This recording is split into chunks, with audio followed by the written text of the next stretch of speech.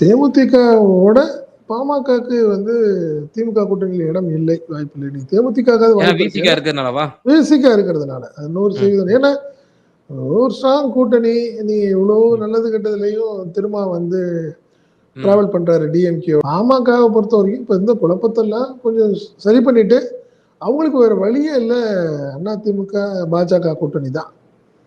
ஆமா, அதுல ஒன்றும் மாற்றம் இல்லை. பட் எனக்கு தெரிஞ்ச அப்பா பையன் பிரச்சனைகள் முடியுமாங்கிறது ஒரு மில்லியன் டாலர் கொஸ்டின். ஏன்னா நீங்க ஈகோ பெரிய லெவல்ல நீங்க இவர் ராமதாஸை வந்து அவரும் கார்னர் பண்ணிட்டே இருக்காரு. யாரையும் நீக்கிறதுக்கு வேற யாருக்கும் அதிகாரம் இல்லைன்னா பேச ஆரம்பிக்கிறாருல்ல. அது வந்து வேற மாதிரி தான் போய் நிற்கும் வச்சுங்களேன். நீங்க அதனால பாட்டாளி மக்கள் கட்சி ஒரு 2 பேர் பேசி நீங்க சொன்ன மாதிரி ஜனவரியில முடிச்சு போனாலும் திமுக பாஜக கூட்டணி தான். அதுக்கு வேற வழி கிடையாது. அது இந்த முறை அவங்க சொல்ற மாதிரிலாம் டிமாண்ட் பண்ணலாம் முடியாது.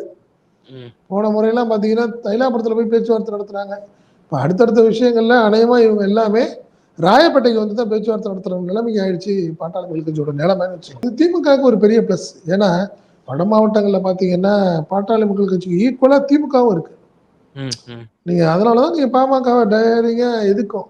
வழக்கமா பார்த்தீங்கன்னா திமுக எதிர்த்து தான் இருந்துட்டு இருக்குன்னு வச்சுக்கலாம். ரெண்டாவது அந்த விசிகா இருக்கிறது இன்னும் கூடுதல் பலம் திமுகக்கு. அதனால இந்த முறை பாட்டாளி மக்கள் கட்சி மிகப்பெரிய ஒரு சரிவை தான் சந்திக்கிறதுக்கான வாய்ப்புகள் அதிகம்.